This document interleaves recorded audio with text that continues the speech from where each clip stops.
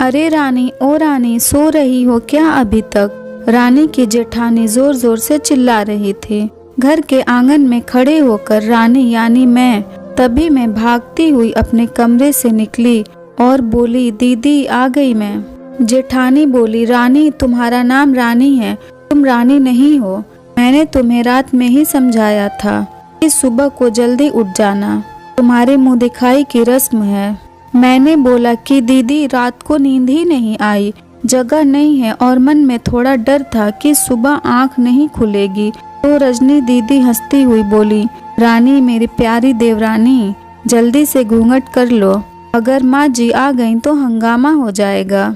मैंने घूंघट किया ही था, तभी माँ जी वहाँ आ गईं और कड़कड़ाती आवाज में बोली, चलो अब क्या यहीं गपशप मारती रहोगी तुम दोनों?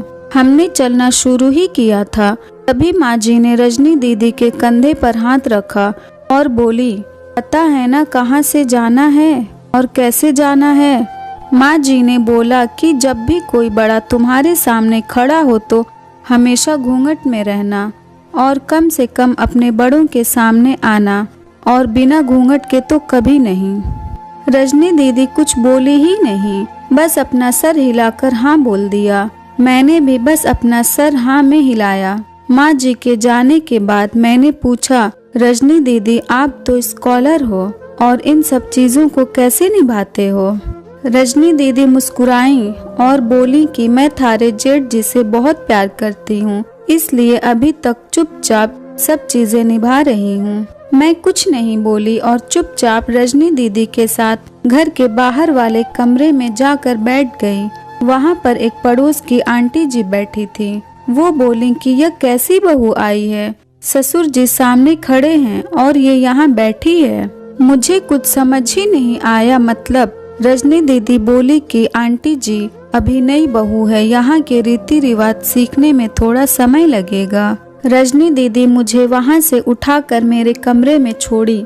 6 महीने यूं ही छोटी छोटी चीजों में बीत गए। फिर एक दिन मैं राहुल के साथ साड़ी लेने गई। राहुल का फोन आया और वो दुकान से बाहर बात करने चला गया। साड़ी की दुकान पर मैं बेधड़क होकर साड़ियाँ देख रही थी। तभी साथ में बैठे हुए अंकल जी खांसे, 1 बार, फिर 2 बार, फिर 3 बार। मैंने साड़ी वाले भैया से बोला कि भैया, इन अंकल जी को पानी दे दो, बहुत खांसी हो रही है इन्हें। अंकल जी भड़क उठे और बोले, क्या बदतमीज लड़की है ये, कुछ शर्म लिहाज है या नहीं इसे?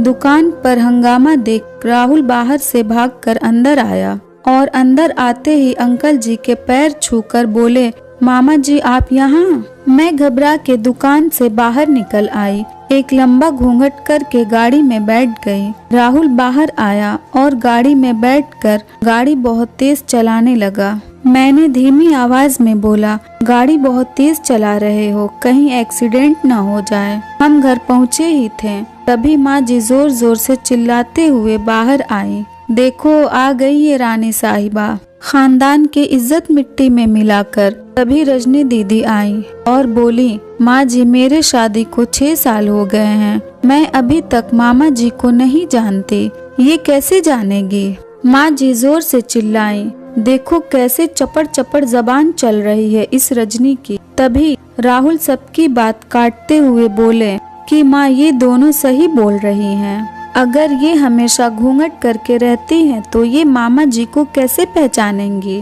और माँ, आज मामा जी के फोन पर तुमने पूरे घर की शांति को भंग कर दिया है। ये वही समाज है जिसने सीता मैया पर भी उंगली उठाई थी। पिताजी और जेठ जी ने भी अपना पक्ष राहुल के साथ ही रखा।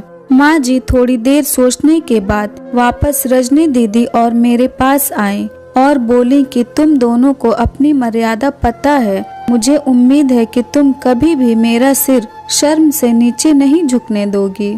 हम एक ही परिवार के सदस्य हैं, हमें हमेशा साथ रहना है। अच्छा वक्त हो या बुरा वक्त, हर सदस्य को अपनी मर्यादा पता है। माँ जी ने मुझे और रजनी दीदी को गले लगा लिया और कहा, तुम दोनों मेरी बहू नहीं, मेरी बेटी हो। कभी कदार मुझसे भी अगर गलती हो जाए तो मुझे माफ भी कर दिया करो। अगर ये स्टोरी आपको अच्छी लगी हो तो इस वीडियो को लाइक करें और नए हैं तो हमारे चैनल को भी सब्सक्राइब करें।